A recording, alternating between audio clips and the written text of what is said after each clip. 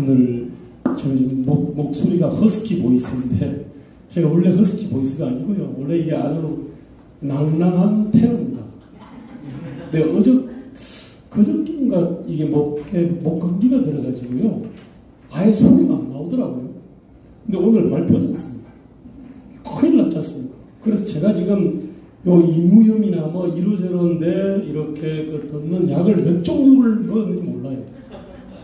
하여튼 여러 종류를 갖다가 먹어가지고 하니까 지금 약간 허스키 보이스가 됐는데 그래도 알아는 들을 수 있을 것 같아서 내가 정말로 좀 다행스럽게 생각합니다. 오늘 제가 참 굉장한 찬사를 갖다가 들었는데 사실 제가 태어나고 나서 저도 이제 그 신문에 막 칼럼을 씁니다. 한겨레 신문에도 썼고 내일 신문에 썼고 동아일보에도 썼고 그 외에 뭐 한국일보도 썼고 막 썼는데 칼럼을 쓰고서 태어나서 가장 많은 욕을 먹은 게 2014년에 제가 동아일보 칼럼 중에 쌍용차 2심 판결은 잘못됐다. 그 처분만 나옵니다. 그 칼럼을 쓰고 나서 아마 태어나고 나서 가장 많은 욕을 먹었던 것 같아요. 그때 저한테 비난 대열에 조국고등학교 교수도 가세를 하고 뭐 5만 가지 이른바 진보 진영에서 좀 이렇게 목소리 좀 낸다는 사람들이 전부 다 달려들어가지고 저를 갖다가 막 다구리를 놓더라고요. 그때 그게 딴 게 아닙니다. 쌍용차는 완전히 거들난 회사였습니다. 쌍용차에서 구조조정을 못하면 정례고를 포함한 구조조정 못하면 대한민국에서 정례고 구조조정을 할 수가 없어요. 만약 그걸 못하게 하면요 기업 자체를 만들 수가 없습니다. 사실은. 그렇기 때문에 이거는 사회적 약자를 위해서라도 이렇게 완전히 거들난 회사에서는 정례고 구조조정을 해야죠. 근데 이제 그런 내용을 썼는데 아니 어떻게 이 사회적 약자의 피눈물을 흘리는데 거기에 대해 가지고 비정한 어떤 법원 판결에 대해 가지고 그게 그러니까 잘했다고 해야 되는데 그때 이제 그 2심 판결은 뭐냐면은 정례고 구조조정이 잘못됐다는 거였습니다. 사실은.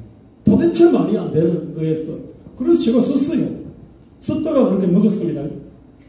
그때 이제 비로소 제가 이게 지금 1980년대 이후에 이거는 노동자들은 약자고 노조는 약자의 무기고 노조 투쟁은 어떤 정당하다. 투쟁하는 과정에서 뭐 법이라는 게 원래 뭐 강자의 무기니까 불법을 갖다 저지르는 것도 이거는 관대하게 용인해야 된다. 이게 하나의 거대한 우상으로 다 되어 있다는 걸 제가 느꼈습니다. 근데 그런 어떤 우상을 한두 번 본 게 아닙니다. 사실은. 얼마 전에 7월부터 9월까지 그 서희초등학교 그 여자교사 자살을 계기로 해가지고 교사들이 10만 명, 20만 명이 9차례에 걸쳐 시위를 했습니다. 교권 보장 시위였습니다. 이게. 이 사람들 요구는 뭐냐면은 학생들을 가르치는데 교사는 강자, 가해자, 학생은 착한 약자, 피해자 이런 프레임으로 해가지고 학생 인권 조례를 만들는 거고 그 다음에 이제 그 아동학대 방지법 이런 거를 갖다가 해가지고 교사들의 어떤 이 정당한 어떤 이 교권 행사 이거를 갖다가 못하게 만들어 놓은 겁니다. 이게. 게다가 선진국 같으면 그런 경우에 보통 교장이나 교감이 그런 어떤 민원들 또는 문제 학생들을 갖다가 직접 이렇게 케어를 합니다. 그런데 한국에서는 교장과 교감은 과거처럼 이렇게 분리만 하면서 지시 명령만 하는 존재. 이건 그대로 놔뒀어요. 대신에 교사들의 어떤 정당한 어떤 학생 지도는 못하게 만들어놨어요. 자, 그렇게 되니까 교실이 정글화됩니다. 정글화는 뭐냐면 양육강식입니다. 더 센 놈이 그냥 애들을 갖다가 완전히 그냥 쥐잡듯이 잡는 건데 거기에 대해서 교사들이 할 수 있는 게 없어요. 엄청난 스트레스를 갖다가 받았습니다. 원래 옛날부터 이 청년들한테 그 배우자로서 가장 훌륭한 좋은 배우자가 원래 여자는 교사였습니다. 남자는 공무원, 공사직원이었어요. 그전에는 벤처기업도 있었는데 2000년대 들어서 그렇게 됐습니다. 그랬는데 지금은 이제 교사들이 얼마나 스트레스를 받으면서 사는지를 갖다가 사람들이 알아요. 그래서 지금은 이제 여교사 직업이 그렇게 이제 선망의 대상이 안 되어버렸습니다. 자, 근데 이게 뭐냐? 한국교육원장에 있는 이 80년대 운동권이 만들어 놓은 우상 내지 미신 때문에 그렇습니다. 이 우상과 미신이 교육원장에 이런 것만 있는 게 아닙니다. 이게 교육 재정이 부족해서 여러 가지 교육 문제가 생긴다. 그래서 교육 재정 GDP 6%. 이거 옛날 90년대는 초반에는 이게 대통령의 교육 재정 교육 공약의 1번이었습니다. 자, 그래서 아예 이제 내국세의 한 20% 정도를 갖다가 무조건 이렇게 할당하게 만들어 놨습니다. 세수는 계속 증가합니다. 그것의 20%를 갖다가 무조건 초중등 교육으로 가게 만들어 놨습니다. 그게 지방교육재정기본교육법입니다. 학생들은 격감했지 않습니까? 그죠? 학생은 줄고 교육재정은 계속 늘어나고. 자, 그래서 한국은 초중고등학교 교육은 예산 홍수입니다. 지칠 수 없을 정도로 돈이 그냥 넘쳐납니다. 반면에 대학은 이 대학 등록금 많다 그래가지고 이걸 갖다가 등록금 못 올리게 만들어 놓으니까 완전히 대학 고등교육은 이게 예산 가뭄입니다. 이쪽은 홍수, 이쪽은 가뭄입니다. 이게 뭐냐면은 교육원장에 있는 그 미신 중에 하나입니다. 이게. 그 미신을 갖다 이거는 그 미신들이 지금 교육원장을 갖다가 엉망진창으로 지금 만들어 놨습니다. 이게. 자, 옛날에 그랬습니다. 학급당 학생 수가 너무 많아서 교육이 안 된다 그랬습니다. 지금은 학급당 학생 수가 지금 선진국보다 훨씬 적은 데가 한두 군데가 아닙니다. 거기서 교육의 질이 좋아졌다는 얘기 안 합니다. 근데 이런 우상들이 지금 계속 있는 겁니다. 검찰만 하더라도 그렇습니다. 야, 검찰이 수사기소권을 갖다가 갖고 뭐 이게 있으니까 문제다. 그래서 그거를 갖다가 분산 묶어내야 된다. 그러면서 공수처 만들었어요. 검정수사권 분리를 갖다 했습니다. 결과는 뭐냐? 범죄자들이 아주 편한 세상이 됐습니다. 범죄를 저지르고 이런 어떤 이 경찰이나 이런 데서 이게 탐지가 안 되는 그런 상황이 됐습니다. 법원에도 그렇습니다. 법관들이 성진에 집착을 해가지고 뭘 잘 못한다. 그래서 아예 그냥 뭐 이 법원장을 갖다 추천제로 만들어놨습니다. 고등법원 부장판사 이걸 갖다가 이게 성진을 없애버렸습니다. 자, 그러다 보니까 그렇지 않아도 법관들을 워라밸을 하고 싶어요. 근데 이제는 옛날 성진이라는 인센티브도 없으니까 이제 법관들이 완전히 이제 그냥 일일이가 돼버렸습니다. 그 다음에 위에서 간섭을 안 합니다. 그러다 보니까 박병범 판사나 정진석한테 이제 그 막 징역형 때린 사람 있지 않습니까? 그 다음 유창훈 판사 같은 괴물들이 제지가 안 됩니다. 이게 뭐냐면 법원 민주화의 이름으로 된 겁니다. 이것도 뭐냐면 하나의 어떤 우상이고 미신입니다.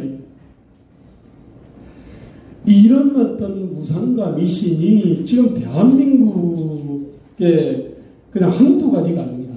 근데 이 우상과 미신이 단순히 이런 것들은 주로 이제 민주, 진보, 노동, 환경을 파는 사람들이 이제 주로 섬기는 우상이고 그 사람들이 퍼뜨린 미신인데 이 우상과 미신들이 워낙 이렇게 강력하다 보니까 지금 윤석열 정부나 국힘당도 신도로 만들어 놓은 게 많습니다.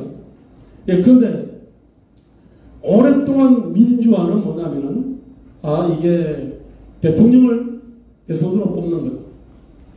다수지배를 하는 지혜제를 만드는 거다. 국민주권을 하는 거다. 그 다음에 제왕적 대통령 권력을 갖다가 이렇게 축소를 하거나 분산 묶어내야 된다. 뭐 이런 어떤 신념들 이것도 하나의 우상입니다.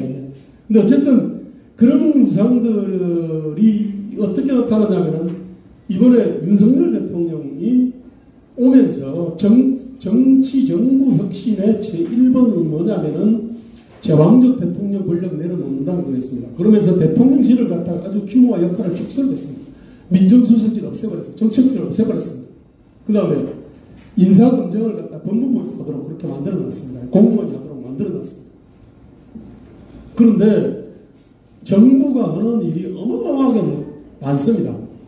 그런데 일을 알아야 인사를 할 건데 일을 모르는 자가 지금 인사를 갖다 하니까 윤석열 정부가 아주 폐쇄적으로 인재풀을 운영할 뿐만 아니라 대통령실이라는 게 현실적으로 이게 눈하고 긴데 눈과 귀를 갖다 가렸습니다. 손과 발을 잘라내버렸습니다. 뇌 자체를 갖다 축소를 했습니다. 여기서 수많은 문제들이 이제 발생을 쭉 하고 있습니다. 이게 원래 이게 민주화라고 하는 거는 원래 국가가 갖고 있는 권력을 갖다가 옆으로는 왼쪽 시장으로 보내고 그 다음에 사회공동체로 보냅니다. 밑으로는 지방으로 보내고 그 다음에 마을로 보내고 그 다음에 개인한테로 이렇게 내려보내는 겁니다. 이런 거를 갖다가 이제 보충성 원칙이라고 합니다. 보충성 원칙이라는 거는 내가 잘할 수 있는 거는 내가 할 테니 내가 못하는 거는 위임 계약을 통해 가지고 위에서 해. 국가가 해. 국가가 못하는 거는 뭐 더 위에서 이렇게 국제기구가 해. 이런 식으로 보충성 원칙이 이렇게 쭉 작동을 하는 겁니다. 이게. 자, 그와 더불어 가지고 일반 어떤 국민이 주인이 되려고 그러면은 근데 일반 국민이 이제 이렇게 그 지성이나 덕성이 저열하게 되면은 이른바 주무정치나 폭민정치가 일어나지 않습니까? 그러면은 일반 어떤 국민들의 그 시민적 덕성이 높아야 될 거 아닙니까? 그죠? 그 다음에 직업윤리가 튼실해야 됩니다. 그죠? 자, 보충성의 원칙. 뭐냐면은 민주공화국의 하드웨어라는 거는 국가, 시장, 사회, 밑으로는 지방, 그 다음에 마을, 개인이라고 한다면 이게 십자가 구조입니다. 이게. 그 다음에 그것의 소포트웨어는 시민적 특성, 그 다음 보충성의 원리, 직업윤리 이런 겁니다. 자, 그런데 직업윤리와 시민적 특성은 어떻게 길러질까? 핵심은 뭐냐면 원래는 사생관입니다. 무엇을 위해 죽고 무엇을 위해 살 거냐. 사생관은 어디서 오냐. 이건 사실은 종교를 빼놓고는 설명하기 어렵습니다. 기독교, 이거는 확실한 어떤 사생관이 있습니다. 그죠? 유교는 모호하죠. 그죠? 그런데 지난 어떤 민주화 과정은 뭐냐면 종교심을 계속 퇴출하는 과정이었습니다. 그러면서 권력을 갖다가 다수 밑으로 쭉 내리는 과정이었어요. 시민적 덕성들을 갖다 키우는 어떤 방법에 대해서는 별로 고민도 안 했습니다. 민주 시민교육 제대로 했는데 이쪽은 자유민주 시민교육 한 적이 없어요. 그 다음에 시민적 덕성을 갖다 중요성을 알지도 못했고 시민적 덕성을 키우는 방법도 알지를 못했습니다. 자, 그러다 보니까 공직자, 뭐 근로윤리라고 하는 거는요, 그냥 뭐 여러 가지 CCTV 장착을 해가지고 그 다음에 초당 몇 개 생산하고 동선이 어떻게 되는지 이거 근로윤리를 그렇게 짤 수 있는데 공직자나 위에 그 의사나 변호사나 판사나 이런 사람들을 규율하는 직업윤리는 이거는 쥐어짜는 방식으로 안 됩니다. 이거는 그 사람의 약간 사생관이 분명해야 됩니다. 이게 없다 보니까 지금은 대한민국 국회의원이고 법관이고 그냥 뭐 어떤 이 고위공직을 갖다 가진 사람들이 이 사람들이 지금 직업윤리 의식이 없습니다. 어떻게 보면 대한민국이 근해한 건물이라고 한다면 철근이다니 다 없어져 버렸거든요. 그 철근을 갖다가 만들어내는 종교심. 과거에는 그래도 어떤 이 선비의식이 있었습니다. 유교가 나름대로 그런 게 있었어요. 건강한 측면이 있었는데 유교 싹 걷어내버렸어요. 기독교 그냥 다 퇴조를 했습니다. 그렇다고 이슬람이 들어갔냐? 그것도 아니죠. 그죠? 자, 그러다 보니까 한국은 좀 시민적 덕성 처결해지고 직업윤리가 허물허물해지고 보충성 원칙 개념도 없고 그러다 보니까 민주공화국을 돌리는 소프트웨어 자체가 완전히 작동하지 않으니까 대한민국이 지금 자, 그러면 어떤 일이 벌어져 버리냐면 대통령이 유일하게 그래도 뭐냐면은 통합하고 조정하고 제안한 역할을 했는데 마치 피라냐 떼들처럼 대통령 권력을 다 이렇게 물어뜯었습니다. 그 권력을 국회가 많이 가져왔습니다. 그죠? 정당이 가져왔습니다. 지자체가 가져왔습니다. 그런데 이 가져온 권력을 갖다가 대통령에 대해서는 견제와 규정 장치를 갖다 치밀하게 설치하려고 인사청문회를 비롯해가지고 오만 가지를 다 만들었는데 지자체장에 대해서는 그렇지 않았잖아요. 그래서 성남시장 경기지사를 했던 이재명이 도대체 상상을 갖다 초월한 그런 범죄를 저지른 겁니다. 국회에 대해서도 이런 거를 갖다 하지 않았지 않습니까? 그러니까 국회는 권한을 행사하는데 책임이 없는 존재가 되어버렸습니다. 자, 그래서 대한민국이 지금 민주공화국의 어떤 건강도 무너지고 민주공화국 하드웨어 소프트웨어가 작동하지 않은 상태로 그래서 이제 이렇게 결국은 미친으로 깝깝하니까 윤석열 정부를 탄생시켰는데 문제는 윤석열 정부가 이 문제를 갖다 제대로 인식을 못했습니다. 지금 이거는 뭐냐면 기존의 어떤 가치와 정책의 패러다임을 바꿔야 됩니다. 이 패러다임 바꾼다는 것은 과거의 오래된 우상과 미신을 갖다가 싸그리 걷어내야 된다는 얘기거든요. 그런데 이런 것들을 갖다 의식을 못하니까 외치 정책은 나름대로 글로벌 중추국가로 막 되어 있는데 내치 정책은 사실은 제대로 된 큰 개혁이 없어요. 노동개혁, 공공개혁, 연금개혁 이거 듣고 환호를 했는데 노동개혁 내용이 없습니다. 연금개혁 아무런 내용이 없어요. 교육개혁 내용이 없고 공공개혁 내용이 없고. 자, 그래서 이게 지금 뭐냐면은 외치에 대해 가지고 이제 외치 정책이라도 잘하니까 30%가 나옵니다. 근데 이제 국민들은 지금 현재 가치 정책의 패러다임을 바꿔야 되는 거. 오래된 우상과 미신을 싹 걷어내고 새로운 어떤 가치 정책들을 내놔야 되는데 이게 안 되니까 뭔가 깜깜한 겁니다. 이게 뭘 하는지 모르겠다 이래 된 겁니다. 이런 것들이 지금 현재 윤석열 정부의 어떤 저조한 취지로 나타나고 있는 겁니다. 이게. 국힘당도 마찬가지가 됐습니다. 자, 그런 점에서 저희는 이게 넓게 보고 멀리 보고 깊이 보는 어떤 분들이 대한민국의 이거는 민주당과 진보가 퍼뜨리는 우상이지만 국힘당에서도 굉장히 많은 신도를 갖다가 갖고 있는 그 우상과 미신입니다. 이 우상과 미신을 갖다가 쓸어내로 때려 부수는 그런 작업들을 갖다가 해야 제가 볼 때 윤석열 정부 국힘당도 정신을 차리고 더 나아가서 우리 어떤 민주당도 좀 정신을 차려가지고 어떤 이 새로운 제대로 된 나라를 만들 수 있지 않을까 이렇게 생각합니다. 감사합니다.